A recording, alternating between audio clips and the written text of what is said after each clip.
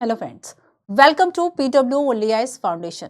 सभी फ्रेंड्स का बहुत बहुत स्वागत है। आज के इस सेशन में हम बात करने वाले हैं इंडियन कॉन्स्टिट्यूशन नेटवर्क में constitution as a living document, है ना, कि आखिर इंडिया का जो कॉन्स्टिट्यूशन है वह एक लिविंग डॉक्यूमेंट क्यों है। तो अब तक हम constitution why and how, rights in the Indian constitution, election representation, executive, legislature, judiciary, federalism, local government पढ़ चुके हैं। अब है chapter number 9, constitution as a living document, और लास्ट आपका जो लेक्चर होगा जो आपको इसी वीक प्रोवाइड कर दिया जाएगा, that is philosophy of the constitution, है ना। चलिए, ये आपका टेलीग्राम चैनल है, इसको आप स्कैन कर लीजिए और इस टेलीग्राम चैनल को ज्वाइन कर लीजिए। क्लासेस का इंफॉर्मेशन, नोट्स, पीडीएफ सब इस पर आपको अवेलेबल हो जाता है। चलिए क्लास को स्टार्ट करूं इसके पहले मैं आपको कुछ जो क्वेश्चन है वह दिखाती हूँ। यूपीएससी के पीवाईक्यूज में 2016 में क्वेश्चन पूछा था, Parliament of India acquired the power to legislate on any item in the state list in national interest if a resolution to that effect is passed by the 2016 का पूछा गया question है। ठीक है,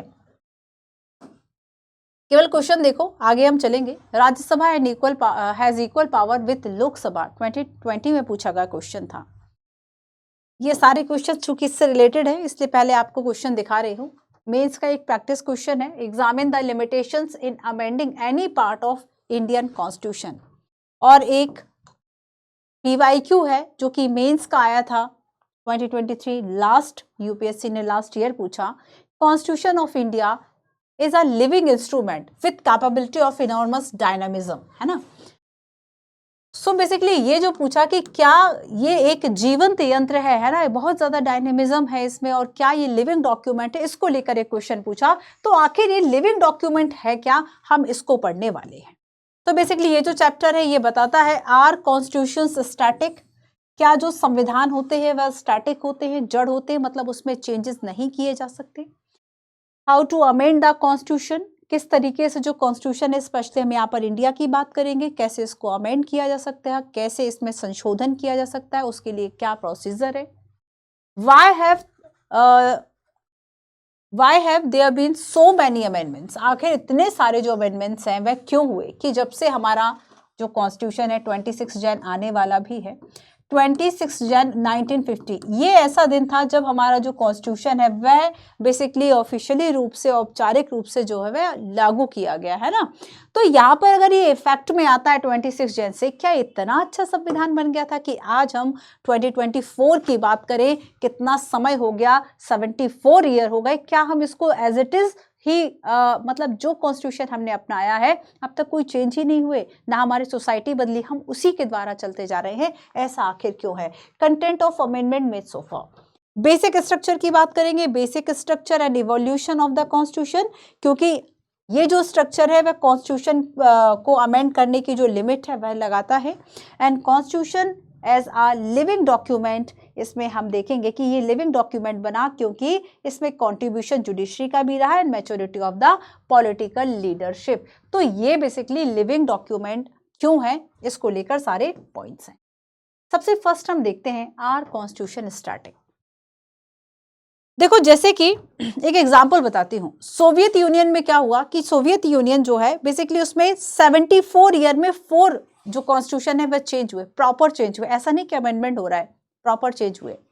इसके अलावा हम देखेंगे कि जो रशिया फेडरेशन है, ठीक है, सोवियत जो है वह डिसइंटीग्रेट जब हुआ, तब हम देखेंगे कि बेसिकली उसके डिसइंटीग्रेशन के बाद एक नया जो कॉन्स्टिट्यूशन है 1993 में उसने अपनाया। इसके अलावा कई और ऐसे कंट्रीज हैं जिन्होंने कई कई साल में, बेसिकली हो सकता है 10 या 15 साल में, एक नया कॉन्स्टिट्यूशन अपना लिया। तो यहाँ पर बेसिकली क्या एक जो कॉन्स्टिट्यूशन है वह एक ऐसा कोई कॉन्सेप्ट है जिसे हम बदल सके, कि सोसाइटी बदल गई तो कॉन्स्टिट्यूशन चेंज कर दो, गवर्नमेंट बदल गई तो कॉन्स्टिट्यूशन चेंज कर दो, 10 साल हो गए मतलब वो पुराना हो गया तो कॉन्स्टिट्यूशन चेंज कर दो, या फिर हमने कॉन्स्टिट्यूशन में अगर ऐसे रूल्स जो है वह लिख रखे हैं जिससे कि सोसाइटी जो है वह रन हो रही है, गवर्नमेंट जो है वह रन हो रही है, तो फिर हमें उसमें क्यों चेंज करना है। क्या केवल अमेंडमेंट से काम चल जाएगा या फिर उसको चेंज भी करना है। अगर चेंज हमें करना है तो स्पेशली हम इंडियन कॉन्टेक्स्ट में देखेंगे कि आखिर जो चेंजेस है वह किस तरीके से हो सकते हैं। कॉन्स्टिट्यूशन में वहां क्या क्या जो प्रोविजन है वह किए गए हैं, उन सभी की जो चर्चा है बेसिकली हम करेंगे, ठीक है। It is not uncommon for nation to rewrite their constitution, बिल्कुल भी बेसिकली हम देखेंगे कि जैसे ही सर्कमस्टांसेस चेंज हुए वैसे कॉन्स्टिट्यूशन चेंज हो गए, बिल्कुल भी हम अनकॉमन जो है वह नहीं है।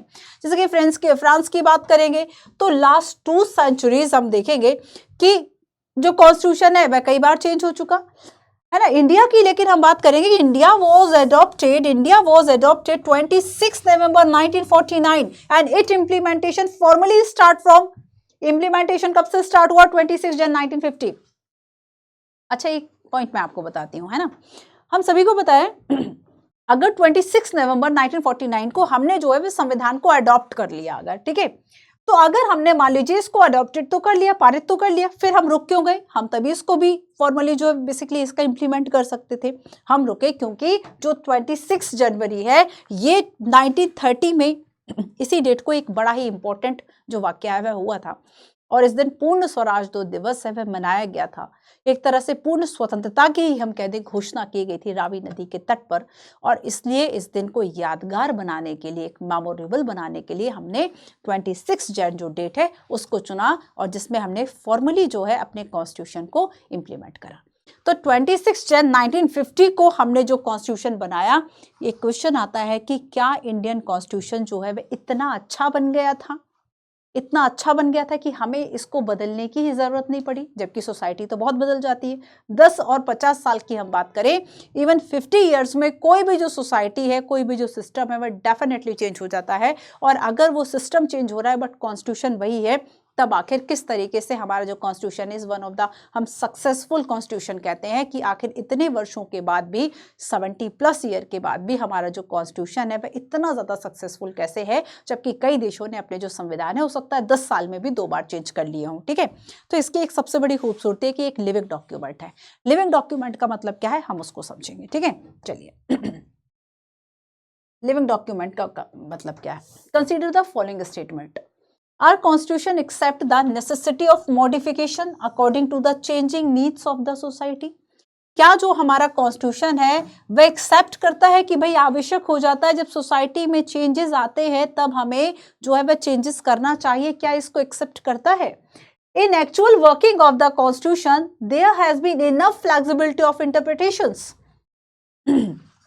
कि बेसिकली कॉन्स्टिट्यूशन का जो इंटरप्रिटेशन होता है उसमें फ्लेक्सिबिलिटी है, एक से ज्यादा एक पॉइंट की जो व्याख्या इंटरप्रिटेशन है वह हो सकते हैं। तो आखिर किस पर बेस है?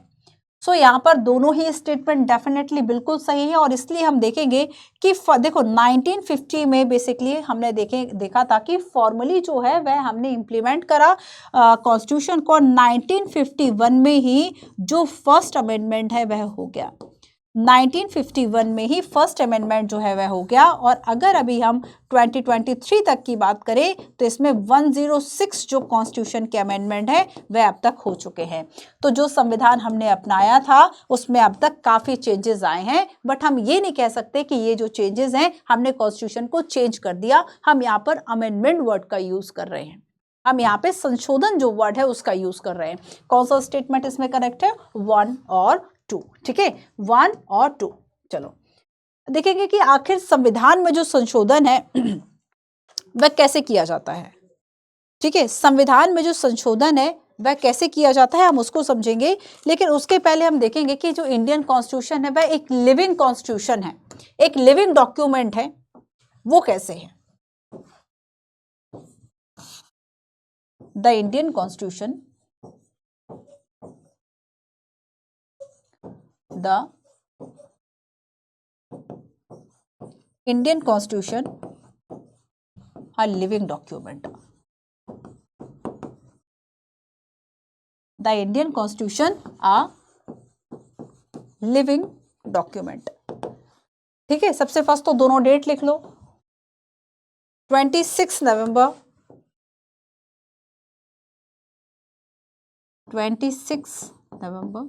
1949, ठीक है, जब हमने कॉन्स्टिट्यूशन को अडॉप्ट किया, पारित किया, एंड 26 जन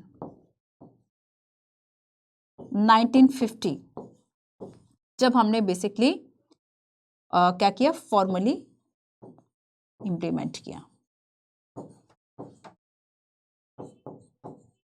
फॉर्मली हमने इसको इम्प्लीमेंट किया है ना, और तब से लेकर अब तक कितने हो गए, 106 कॉन्स्टिट्यूशन के जो अमेंडमेंट्स हैं वह हो चुके हैं।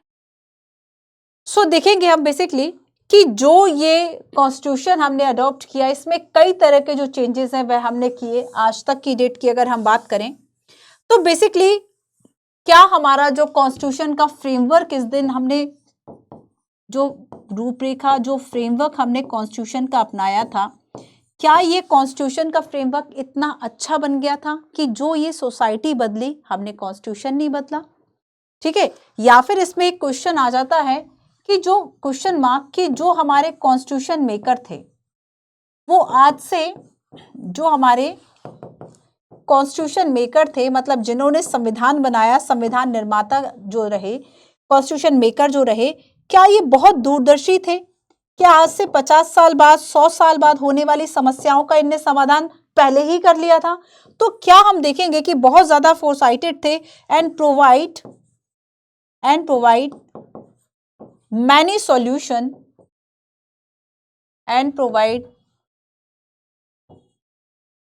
solution for future situation, for future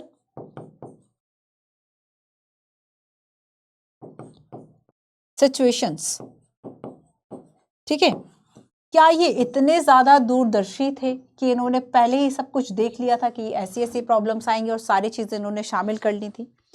ठीक है, आखिर किस तरीके से इन्होंने इंडियन कॉन्स्टिट्यूशन जो है उसको बनाया, किस सोच के साथ बनाया कि आज भी जो है हम उसको इतने समय बाद भी फॉलो कर रहे हैं? तो बेसिकली हम देखेंगे कि हमारा जो कॉन्स्टिट्यूशन है वह एक लिविंग डॉक्यूमेंट है। लिविंग डॉक्यूमेंट इसलिए है क्योंकि हमने बेसिकली समय के साथ साथ जो मॉडिफिकेशन की जो एक नेसेसिटी थी और जो उसको हमने एक्सेप्ट किया। तो यहां पर क्या है कि our constitution accept the living document क्यों है? Our constitution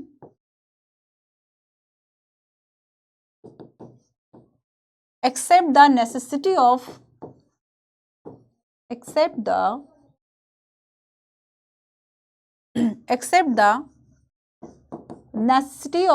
modification।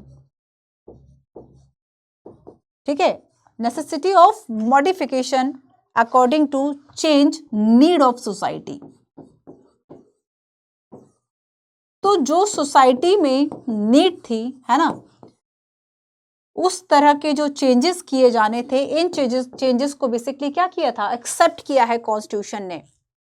इसलिए हम कह सकते हैं कि हमारा जो कॉन्स्टिट्यूशन है वह लिविंग डॉक्यूमेंट है। एंड इसके अलावा हम ये कह सकते हैं कि जो डिफरेंट जो इंटरप्रिटेशंस रही, ठीक है, डिफरेंट जो अलग अलग व्याख्याएं रही, समय समय पर पार्लियामेंट ने कर दिया, फिर न्यायपालिका ने ही अपने निर्णयों को बार बार बदल दिया। तो इस तरीके से हम देखेंगे कि बेसिकली जो इंटरप्रिटेशंस रही, इंटरप्रिटेशंस में फ्लेक्सिबिलिटी थी, फ्लेक्सिबिलिटी ऑफ इंटरप्रिटेशंस। इसने भी क्या किया, हमारा जो संविधान है उसमें कई अमेंडमेंट बेसिकली बताए। बेसिकली हम कह सकते हैं कि ऐसे political practices, judicial ruling have shown maturity and flexibility in implement of the constitution. And basically ये एक कोई स्टैटिक बुक नहीं है, हमारा जो कॉन्स्टिट्यूशन है स्टैटिक बुक नहीं है बल्कि एक लिविंग डॉक्यूमेंट है। लिविंग डॉक्यूमेंट इसलिए है क्योंकि इसमें समय की आवश्यकता के अनुसार जो चेंजेस हैं वह किए जा सकते हैं। डॉक्टर अंबेडकर कहते हैं कि हमने संविधान पर, कॉन्स्टिट्यूशन में किसी भी तरह की जो एक फाइनल जो मोहर लगाई जाती है ना कि नहीं बस अब यही फाइनल है, आप देखेंगे जिसको जो थोड़ा सा कम दिमाग का हो गया, फिर जिसको कम जानकारी होगी वो बहुत श्योर होगा कि नहीं ऐसा ही है, यही है, वो चीजों में चेंज नहीं चाहेगा। ठीक है, लेकिन जो थोड़ा समझदार होगा कि यार इस चेंज के बाद जो है या फिर इस अगर हम रूल को अपना लेंगे तो हमारी लाइफ पहले से ठीक हो जाएगी, वो उस चेंज को अपनाएगा। तो यहाँ पर क्या है कि बेसिकली हमने स्टैटिक बुक नहीं बनाया। डॉक्टर अम्बेडकर कहते हैं कि हम इसको बना सकते थे उतना स्टैटिक, बट हमने बनाया नहीं। क्यों नहीं बनाया? ताकि समय के साथ साथ जो और सोसाइटी की नीड हो, है ना, जो नया समय हो, उसके अकॉर्डिंगली भी जो कॉन्स्टिट्यूशन है वह खुद को चेंज कर पाए। और इसी वजह से हमने इसको एक लिविंग डॉक्यूमेंट के रूप में बेसिकली रखा हुआ है। ठीक है, एक लिविंग डॉक्यूमेंट के रूप में भी रखा गया है। तो बेसिकली याद रखना कि जो हमारा कॉन्स्टिट्यूशन है वो एक, हम ये नहीं कह सकते कि अनअल्टरेबल बेसिकली एक कोई डॉक्यूमेंट बना दिया। तो जो इंडियन कॉन्स्टिट्यूशन है,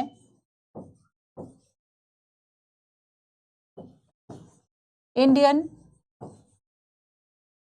कॉन्स्टिट्यूशन, ठीक है, इंडियन कॉन्स्टिट्यूशन की अगर हम बात करें, not a frozen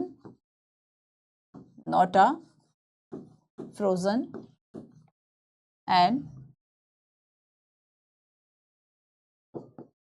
unalterable document but a living document, है ना। तो याद रखना कि ये जो है वह कोई फ्रोजन या अनअल्टर ऐसा डॉक्यूमेंट, इतना पवित्र हमने इसको नहीं बना दिया।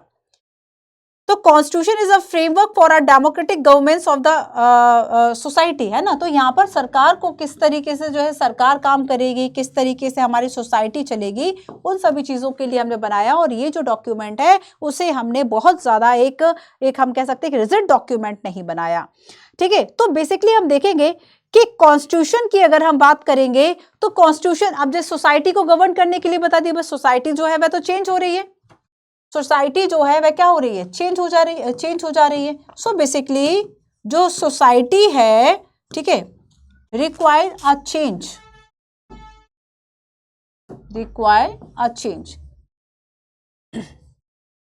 From time to time.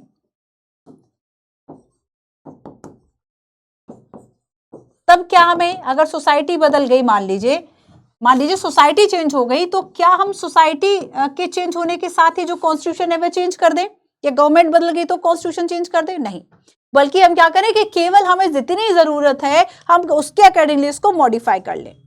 So constitution के बारे में एक बात जो कही जाती है वह ये है कि our constitution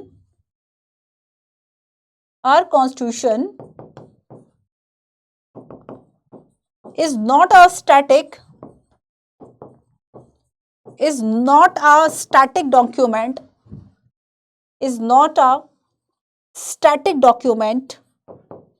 and it is not final document. It is not final word about everything. Final word about everything. About everything. मतलब अगर ऐसा लगे कि चेंजेस की जरूरत है तो बदल जाना चाहिए, है ना। क्लियर? चलिए, नॉट एवरीथिंग। नेक्स्ट देखो, अब अगर हम देखें कि हम, चलो ये तो हम जान लिया कि हमारा जो कॉन्स्टिट्यूशन है वह एक लिविंग कॉन्स्टिट्यूशन है, ठीक है, एक ऐसा दस्तावेज है जिसमें आसानी से जिसमें जो चेंजेस है वह किए जा सकते हैं।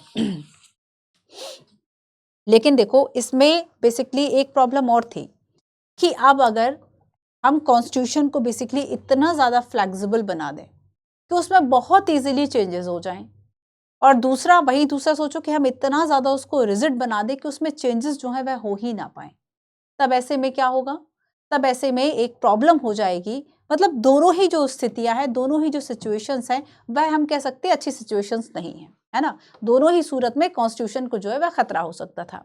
ज़्यादा फ्लेक्सिबल बनाना, ज़्यादा रिजिड बनाना, दोनों ही सूरत ऐसे थी कि कॉन्स्टिट्यूशन पर बेसिकली क्या था, एक प्रॉब्लम आ सकती थी। तब हमने क्या किया, दोनों का एक जो बैलेंस है उसको अपनाया कि ना हम बहुत ज़्यादा रिजिड होंगे, ना हम बहुत ज़्यादा फ्लेक्सिबल होंगे। अगर एक हम ज़्यादा फ्लेक्सिबल हो गए तब ऐसे में क्या होगा, ज़्यादा फ्लेक्सिबल हो गए आसानी से चेंज हो जाएगा, और ऐसे में तो पूरा कॉन्स्टिट्यूशन भी चेंज हो जाता है, जो हो सकता है। और अगर हम ज़्यादा रिजिड हो गए, ज़्यादा रिजिड होकर कॉन्स्टिट्यूशन बना दिया, तब ऐसे में क्या होगा कि किसी भी तरह का जो चेंजेस है उसमें हो नहीं सकता। तो ऐसे में अगर सोसाइटी बदल गई और चेंज, चूंकि आपने उसमें ऑप्शन ही नहीं छोड़ा, अगर चेंज करने का आपने ऑप्शन नहीं छोड़ा, तब डेफिनेटली कॉन्स्टिट्यूशन को ही चेंज करना पड़ेगा। और इस वजह से हमने बेसिकली क्या किया कि एक जो बैलेंस है वो अपनाया, ठीक है।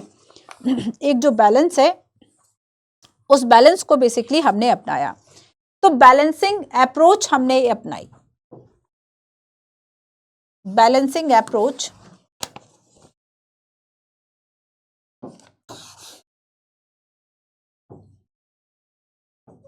Balancing approach the Indian constitution of our constitution, balancing approach of our constitution. Balancing approach क्या हो सकती है? Balancing approach of our constitution. तो एक तरफ हम देखेंगे कि जो कॉन्स्टिट्यूशन वो बहुत ज्यादा रिजिड हमने बना दिया, या हम ये कहें कठोर संविधान बना दिया, ठीक है। दूसरी तरफ हमने क्या किया, ज्यादा ही फ्लेक्सिबल बना दिया। अब इसका मतलब क्या है, लचीला बहुत ज्यादा बना दिया, मतलब आसानी से इसमें जो चेंजेस है वह हो सकते हैं, ठीक है। अब इन दोनों की अपने अलग अलग नुकसान है, हम उसको पढ़ते हैं। अब देखो रिजिड बनाने का मतलब ये था, ठीक है, अगर हम ये कहें कि हम इसको रिजिड बना देंगे तो इसका रिजिड का मतलब क्या है कि आपने बेसिकली चेंज के लिए बिल्कुल कोई ऑप्शन ही नहीं छोड़ा, resistance to change, resistant to change, है ना। साथ ही अब देखो कि अगर हमने इसको रिजिड बनाया है तो इसका मतलब ये है कि प्रोटेक्ट किया है हमने किसी अननेसेसरी चेंज के होने से, protected from unnecessary and frequent changes and frequent changes, ठीक है। साथ ही अगर हम फ्लेक्सिबल की बात करेंगे, फ्लेक्सिबल होना इसका मतलब ये है कि flexible means open to change, flexible means क्या है, ओपन टू चेंज, मतलब इसमें जो चेंजेस हैं वह हो सकते हैं।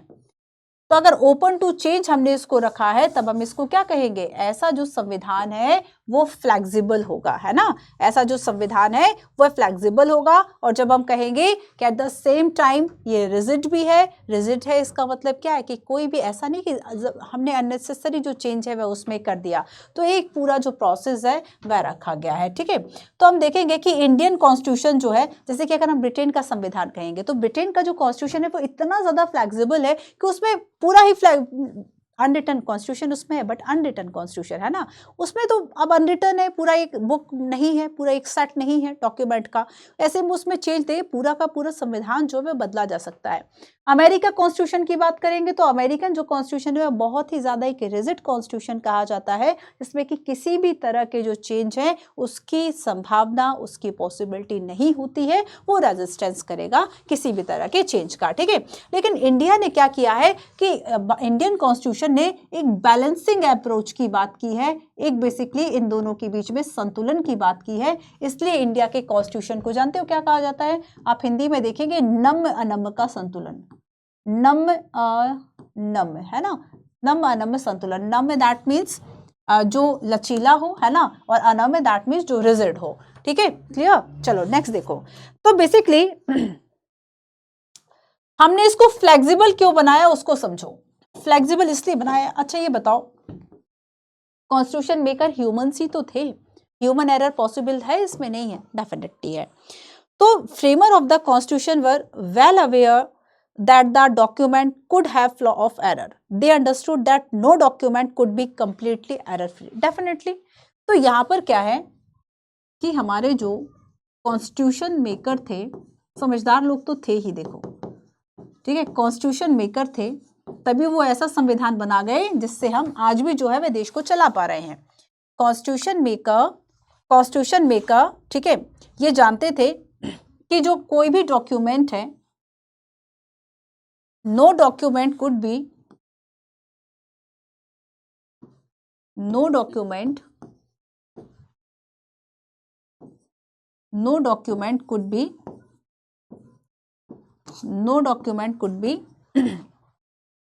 error free, ठीक है, no document could be error free, और इसलिए जो है वह चेंज हो जाना बहुत जरूरी है। बट हम देखेंगे कि बेसिकली हमने किस सिस्टम को अपनाया, फेडरल सिस्टम को अपनाया। हमने किस सिस्टम को अपनाया, हमने बेसिकली हम देखेंगे कि फेडरल सिस्टम को अपनाया। और इसका मतलब क्या है कि स्टेट के पास जो है राइट है, स्टेट के पास अपनी अलग शक्तियां हैं।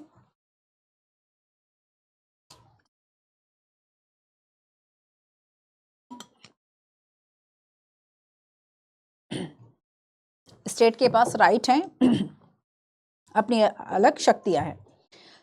साथ ही हम देखेंगे बेसिकली कि इसको प्रोटेक्ट भी करना था ताकि अननेसेसरी तरीके से जो है इसको मॉडिफाइड ना किया जा सके, और इसलिए हमने कॉन्स्टिट्यूशन को कैसा बना दिया, थोड़ा सा रिजिड बना दिया। ठीक है, हमने कॉन्स्टिट्यूशन को थोड़ा सा रिजिड बना दिया। साथ ही देखो हम देखेंगे कि बेसिकली रिजिड बनाने का मतलब है कि एक जो प्रोसीजर है वो बहुत ज़्यादा हमने टफ कर दिया, कि ऐसा नहीं है कि बहुत आसानी से जो चेंजेस है वह हो जाए, है ना। तो हमने एक प्रोसेस जो है वह टफ कर दिया। अब देखो बेसिकली अगर हम चेंजेस की बात करें, कॉन्स्टिट्यूशन में चेंजेस की अगर हम बात करेंगे, तो ये चेंज करने की जो बात कही गई, आर्टिकल 368 ऐसा करता है। ठीक है, आर्टिकल 368 में कॉन्स्टिट्यूशन को चेंज करने का जो पावर है वह पार्लियामेंट के पास है, मतलब भारत की संसद जो है वह चेंज कर पा रही है। आर्टिकल 368 कहता है पार्लियामेंट में इन एक्सरसाइज ऑफ इस constituent power amend by way of addition, variation or repeal any provision of the constitution in accordance with the procedure laid down in this article। अब इसमें क्या लिखा है, इसमें लिखा है कि प्रोसीजर है पूरा, इसमें यह लिखा है कि एक प्रक्रिया जो है बेसिकली यह दी गई है और आप इसी प्रक्रिया के द्वारा जो है वह चेंज कर सकते हो, और इसमें संसद की भी बात की गई है कि किसी नए उपबंध को जोड़ सकती है, उसमें संशोधन कर सकते हैं या उसको हटा सकती है। संशोधन बदल गया ना कॉन्स्टिट्यूशन, तो आर्टिकल 368 जो है वह ये पावर देता है। और अगर हम ये देखें बेसिकली ये हमने किस कंट्री से लिया, तो जो अमेंडमेंट पावर की बात है, अमेंडमेंट प्रोसीजर जो है, अमेंडमेंट प्रोसीजर, ये प्रोसीजर बेसिकली हमने साउथ अफ्रीका से, साउथ अफ्रीका से हमने इस प्रोसीजर को लिया है। ठीक है, चलिए अब एक क्वेश्चन आता है जो कि यूपीएससी ने पूछा था। देखो अगर कॉन्स्टिट्यूशन को अमेंड करने का मान लो कोई जो प्रोसीजर है वो स्टार्ट करना है, तो यूपीएससी ने 2020 में पूछा कि Rajya Sabha has equal power with Lok Sabha in 2020, so amending the constitution, है ना। अगर हम कॉन्स्टिट्यूशन की बात करेंगे कि कॉन्स्टिट्यूशन को अमेंड करना जो है इसमें इक्वल पावर है लोकसभा और राज्यसभा को, क्योंकि ये जो प्रस्ताव लाया जा सकता है अमेंडिंग का वो दोनों में कहीं भी लाया जा सकता है, इसमें किसी को कोई प्रिविलेज नहीं है। जैसे कि हम देखते हैं मनी बिल के बारे में लोकसभा के पास जो है वह प्रिविलेज है ना, लेकिन राज्यसभा को इक्वल पावर है कॉन्स्टिट्यूशन को अमेंड करने का।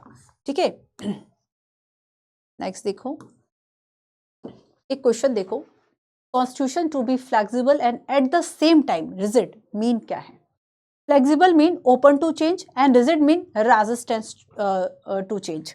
The Indian constitution combine both these characteristics and a constitution that can be very easily changed or modified is often called flexible, which are very difficult to amend, they are described as rigid। तो यहाँ पर हम देखेंगे कि अगर very difficult to amendment है ना, यहाँ पर हमने क्या देखा कि रिजिड का मतलब होगा very difficult to amend, very difficult to amend, जैसे कि for example America, for example America constitution. ठीक है, और अगर हम फ्लेक्सिबल की बात करें तो ओपन टू चेंज एंड हम कह सकते हैं कि इजी टू चेंज है। ये इस कॉन्स्टिट्यूशन को आसानी से जो है वह बदला जा सकता है। For example Britain, for example Britain. अब इंडिया इसमें कहाँ आता है, तो हम देखेंगे कि जो इंडिया का कॉन्स्टिट्यूशन है वह बेसिकली क्या है, बोथ है at the same time rigid and flexible.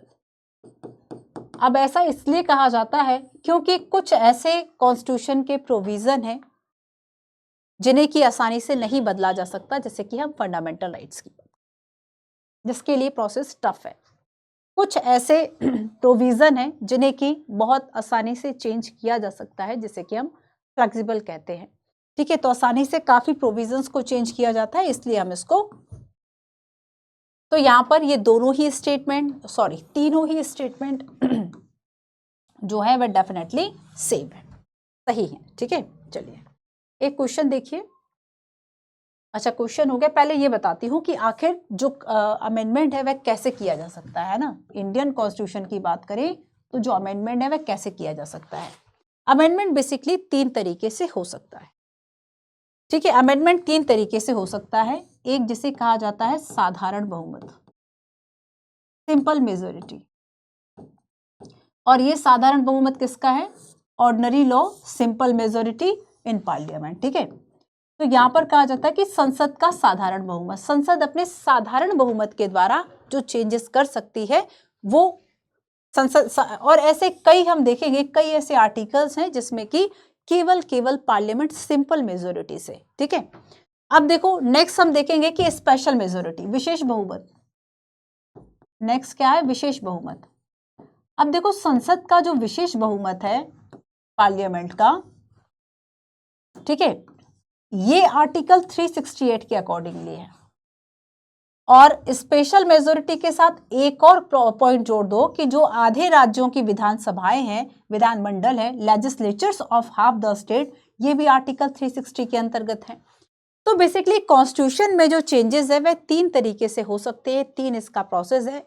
लेकिन आर्टिकल 368 जो है वह केवल इन दोनों की बात करता है, स्पेशल मेजोरिटी पार्लियामेंट का एंड स्पेशल मेजोरिटी प्लस आधी जो विधानसभा या फिर आधे जो लेजिस्लेचर हैं उनका समर्थन, ठीक है। तो यहाँ पर ये दोनों ही केवल 368 के अकॉर्डिंगली हैं। अगर क्वेश्चन आता है तो 368 में केवल 2 तरह के जो संशोधन है उसकी बात की गई, या केवल 2 प्रोसीजर की जो बात है वह की गई, ठीक है। चलो नेक्स्ट देखो, इसमें क्वेश्चन है, अगर मैं आपसे ये पूछूं कि स्पेशल मेजोरिटी जो पार्लियामेंट है वह स्पेशल मेजोरिटी के द्वारा किस किस में चेंजेस कर सकती है? Election of the president, extent of the executive power of the union and state, supreme and high court, delimitation of constituencies and 5th and 6th schedule. आपको बताती हूँ, क्वेश्चन को अपने दिमाग में रखिए।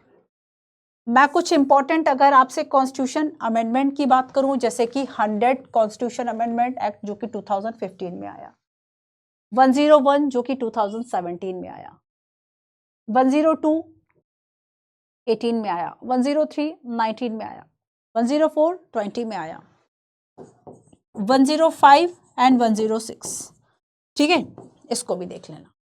तो जैसे कि हम देखेंगे कि जो जो कमीशन है कॉन्स्टिट्यूशन स्टेटस इसको दिया गया, जो पिछड़ा national commission of backward classes, पिछड़ा वर्ग आयोग जो है, इसको संवैधानिक दर्जा दिया गया, ये 102 था।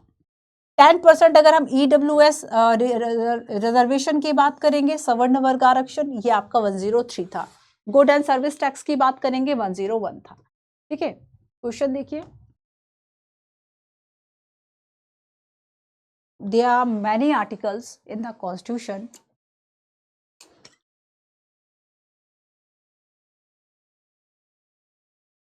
which mention that these articles can be amended by a simple law of parliament। हाँ, ये बात सही है, कई ऐसे आर्टिकल्स है कॉन्स्टिट्यूशन में जिससे केवल और केवल सिंपल मेजोरिटी के द्वारा पार्लियामेंट चेंज कर सकती है। Special procedure for amendment is required in such cases, कुछ केसेस डेफिनेटली ऐसे हो सकते हैं जिसमें कि एक स्पेशल जो प्रोसीजर है उसको फॉलो किया जाता है। There is no difference at all between an amendment and ordinary law. There is no difference between an amendment and ordinary law, ये गलत है ना। एक ऑर्डिनरी लॉ, एक साधारण जो नियम बना रहे हैं उसमें, और एक जो संविधान संशोधन हम जिसे कह रहे हैं, क्योंकि संविधान संशोधन एक ऐसी संवैधानिक प्रक्रिया है जिससे संसद जो है वह संविधान को चेंज कर रही है, तो ये साधारण नियमों के बराबर कैसे हो सकती है ना। तो इसमें जो थर्ड स्टेटमेंट है वह कैसा होगा? रॉन्ग होगा, ठीक है। चलो देखो, इसके अलावा 368 में जो दिया गया है उससे भी काफ़ी चेंजेस हो सकता है। इसके अलावा कुछ और ऐसे आर्टिकल्स हैं जो कि पार्लियामेंट को कुछ पावर देते हैं कि वह कैसे स्टेट को जो है वह चेंज कर सकती है, स्टेट का जो नाम है, उसकी जो बाउंड्री है उसको चेंज में कर सकती है। ऐसे आर्टिकल है आर्टिकल 2 और आर्टिकल 3। आर्टिकल 2 कहता है कि पार्लियामेंट जो है may by law admit into the union new state. Article 2 कहता है कि संसद जो है वह नए राज्यों का बेसिकली गठन कर सकती है ना, न्यू स्टेट। आर्टिकल 3 कहता है parliament may by law increase the area of any state, है ना। आर्टिकल 2 क्या कह रहा है? आर्टिकल 2 में उन स्टेट की बात की गई है कि पार्लियामेंट उन स्टेट्स को जो है वह गठन कर सकती है जिनका की एग्जिस्टेंस नहीं है, नए राज्यों के गठन की बात की गई, ठीक है। और पार्ट 3 क्या कह रहा है कि ऑलरेडी जो है, जो एग्जिस्टेंस में जो स्टेट हैं, उनके अगर नेम, उनकी अगर बाउंड्रीज, उनके अगर एरियाज में किसी तरह का चेंज करना है, वो आर्टिकल 3 में आएगा। और इसमें एक और आर्टिकल आप याद रख लो, आर्टिकल 4।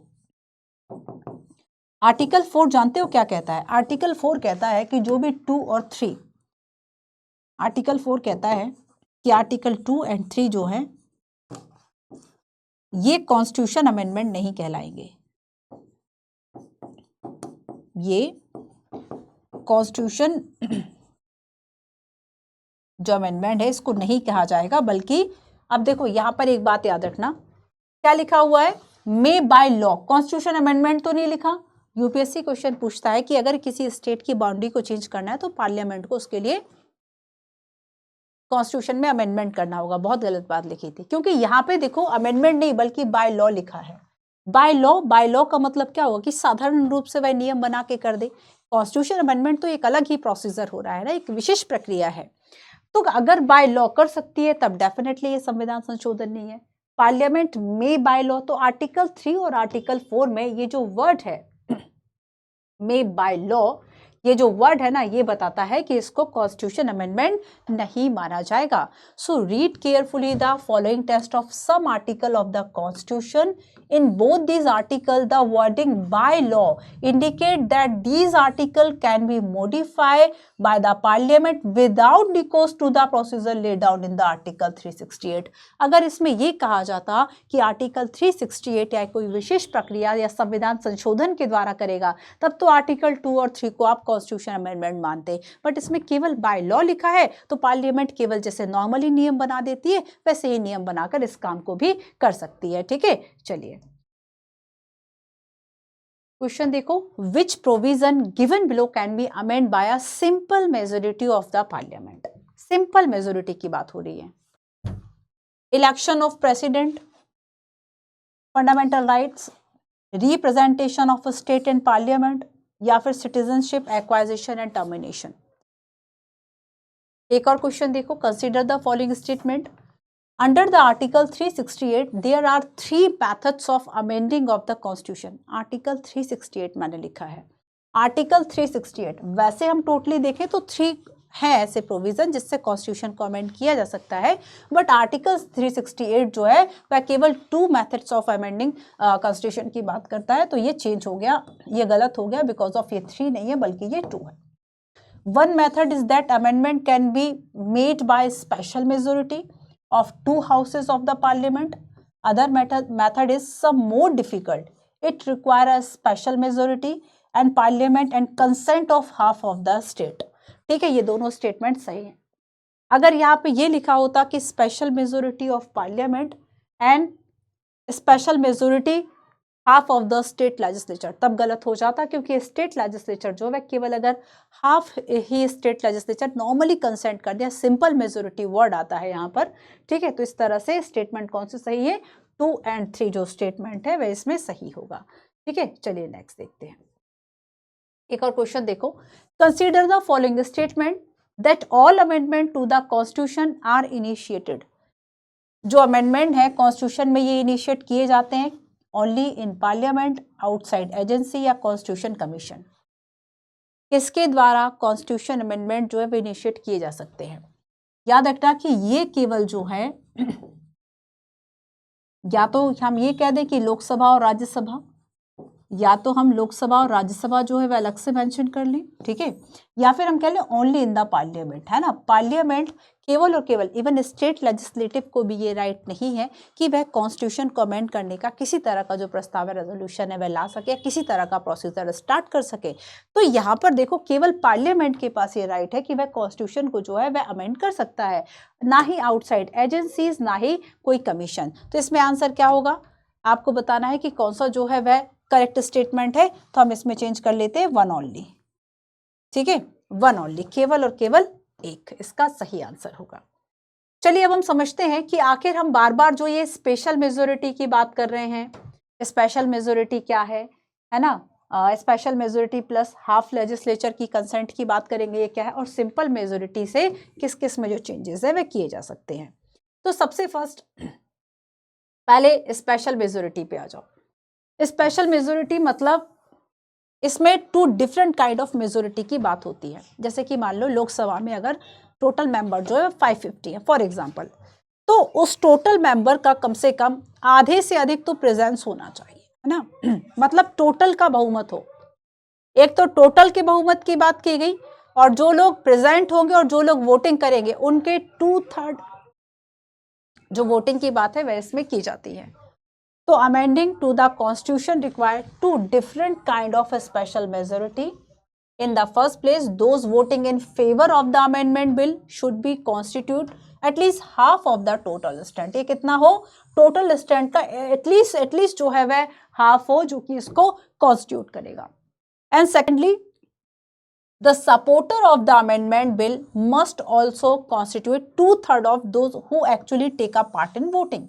और जो वोटिंग कर रहे हैं ना, जो वोटिंग में पार्ट ले रहे हैं, ये जो है वह 2/3 हो, है ना।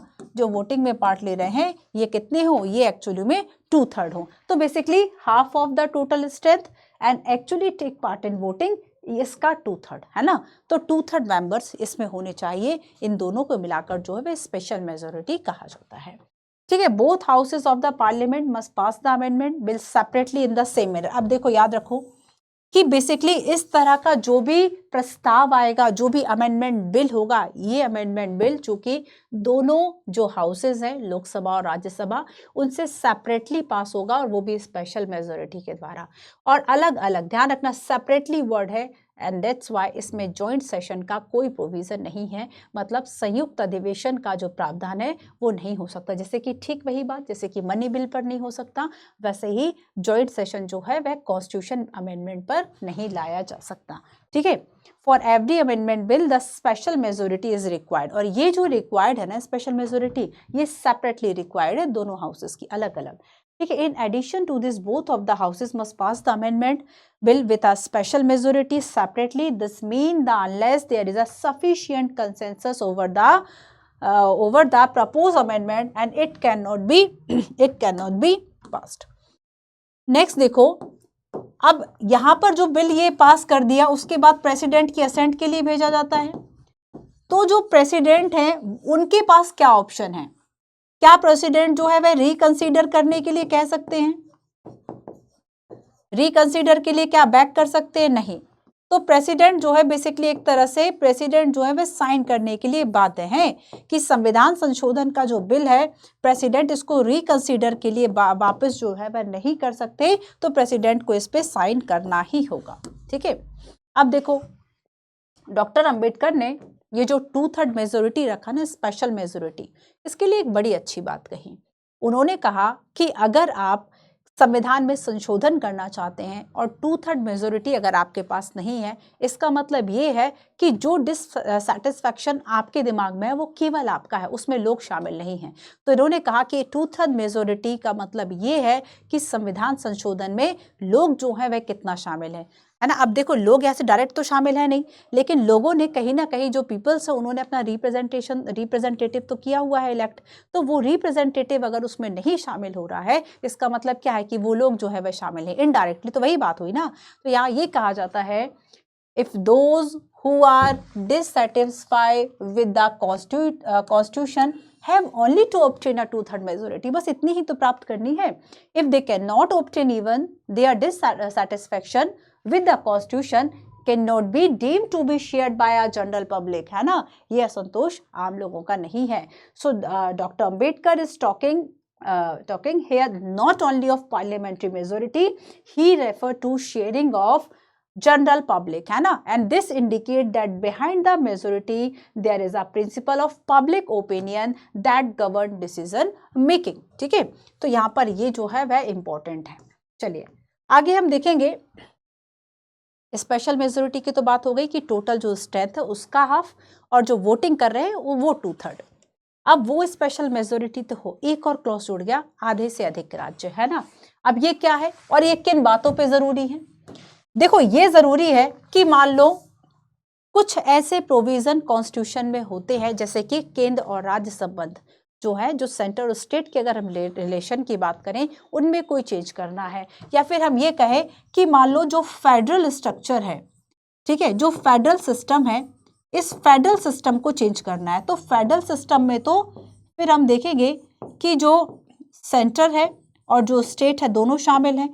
तो ऐसे पे क्या है कि दोनों का साथ जरूरी है, तो हाफ स्टेट का भी कंसेंट चाहिए, और जैसे कि हमने जीएसटी फॉर एग्जांपल इसका क्या है जीएसटी, या फिर अगर किसी तरीके से जो पावर डिस्ट्रीब्यूशन की हम बात करेंगे, डिस्ट्रीब्यूशन ऑफ पावर्स की बात करेंगे, अगर इसमें किसी तरह का कोई चेंज हमें करना है तब एटलीस्ट हमें हाफ जो स्टेट्स हैं उनके द्वारा रेक्टिफाई करने की जरूरत है। अब यहाँ पर रेक्टिफाई बाय स्टेट्स लिखा है, रेक्टिफिकेशन, ध्यान रखना यहाँ पे स्पेशल मेजोरिटी वर्ड नहीं किया गया। इसका मतलब ये है कि एकदम सिंपल मेजोरिटी जो स्टेट है ना, वो सिंपल मेजोरिटी से बेसिकली एक जो अपनी कंसेंट है वह दे दे, जैसे कि जीएसटी में दी गई थी। ठीक है, चलो एक क्वेश्चन देखो, that power of the state must not be at the mercy of the central government, कि जो स्टेट की पावर है वो केंद्र की दया पर निर्भर नहीं है, है ना, क्योंकि हमने फेडरल स्ट्रक्चर को अपनाया, फेडरल सिस्टम को अपनाया, और फेडरल सिस्टम क्या कहता है, फेडरल सिस्टम कहता है कि more than 2 level of government. तो यहाँ पर देखो सेंट्रल गवर्नमेंट है, सेंट्रल गवर्नमेंट जो कि राष्ट्रीय सरकार है, पूरे नेशन के लिए लॉ बना रही है, ठीक है, नेशनल गवर्नमेंट हो गई। और दूसरा हम देखेंगे तो क्या स्टेट गवर्नमेंट है, और ये जो है वह स्टेट के लेवल पर कर रही है। लेकिन याद रखना कि चूंकि हमने देखा था कि 3 लिस्ट हैं, और अगर 3 लिस्ट हैं तो डिफरेंट अलग अलग जो है अपने अपने सब्जेक्ट हैं, और अपने सब्जेक्ट में लॉ बनाने के लिए स्टेट को क्या है, ऑटोनॉमी है, ऑटोनॉमी और अपना एक ओन स्फीयर है। अगर अपना ओन स्फीयर है तब हम ये बात कैसे कह सकते हैं कि ये सेंट्रल की जो है वह मर्सी पर है, नहीं है ना। तो must not be at the mercy of the central government definitely, and this federalism mean the provision also respect the state and give them participation in the process of amendment। ये प्रावधान राज्यों को संविधान संशोधन की प्रक्रिया में भागीदारी देता है, फेडरलिज्म नहीं देता है। ठीक है, ध्यान रखना, नहीं देता है। तो इसमें करेक्ट कौन सा है, वन ओनली। तो ये देखो, ये आपके कुछ क्वेश्चंस थे, और कुछ हमने इसमें समझा कि आखिर जो हमारा सेंटर जो कॉन्स्टिट्यूशन है वह किस तरीके से एक लिविंग डॉक्यूमेंट है ना, जाना कि क्या स्पेशल मेजोरिटी, कैसे जो स्टेट्स हैं वह रेक्टिफाई करेंगे। अच्छा, एक बात और मैं आप सभी को बता दूं, इसमें कुछ जो जैसे कि हम बेसिक स्ट्रक्चर की बात करेंगे, है ना, या लास्ट जो जुडिशरी वाला इंटरप्रिटेशन है, या मैच्योरिटी वाली बात है कि जो मैच्योरिटी है पॉलिटिकल लीडरशिप की।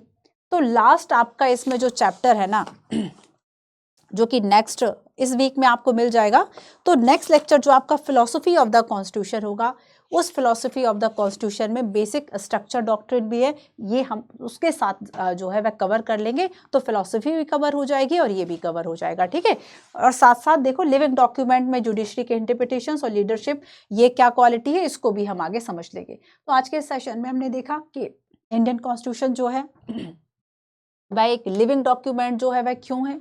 ठीक है, साथ ही साथ हमने देखा कि हमारे जो कॉन्स्टिट्यूशन मेकर थे उन्होंने किस तरीके से, क्या इतने वो हम कह सकते हैं फारसाइटेड थे कि उन्होंने बहुत दूरदर्शी थे कि आने वाले 100 साल की समस्याओं को पहले ही देख के सॉल्व कर लिया। तो आखिर चेंजेस की ज़रूरत क्यों पड़ती है, चेंजेस की ज़रूरत इसलिए पड़ती है क्योंकि जब सोसाइटी चेंज होती है और हमें नए तरीके के कुछ नियम की ज़रूरत होती है। फॉर एग्जांपल, पहले फंडामेंटल राइट में राइट टू इंटरनेट नहीं था, या फिर राइट टू डिग्निटी, या फिर राइट टू लाइवलीहुड नहीं था, राइट टू प्राइवेसी नहीं था। अब लेकिन हमें ज़रूरत पड़ रही है, हमने उसको अब शामिल कर लिया। ठीक है, और अगर मान लो हम इसको अनचेंज रखते, हम इसको स्टैटिक बना देते, तब तो ये पॉसिबल ही नहीं था। तो इंडियन कॉन्स्टिट्यूशन हमने देखा कि एक लिविंग डॉक्यूमेंट है। ठीक है, और हमने एक बैलेंसिंग जो अप्रोच है वह रिजिड और फ्लेक्सिबल के बीच में रखी है। आर्टिकल 368 की बात की कि कैसे कॉन्स्टिट्यूशन अमेंड हो सकता है, 3 प्रोसीजर को जाना।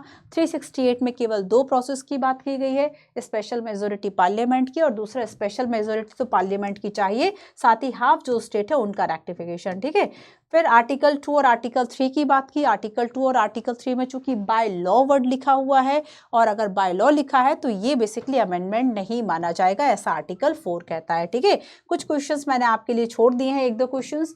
स्पेशल मेजोरिटी क्या है, डॉक्टर अंबेडकर क्या कहते हैं, रेक्टिफाई ऑफ हाफ स्टेट क्या है। बाकी आपकी जो इसके एक दो और टॉपिक हैं जो कि आपके नेक्स्ट लेक्चर मतलब नेक्स्ट जो आपका क्लास होगा फिलॉसफी वाला जो क्लास होगा कॉन्स्टिट्यूशन में उससे भी रिलेटेड है, तो वहाँ हम उसको कवर कर लेंगे। मिलते हैं हम अपने नेक्स्ट क्लास में। Thank you so much.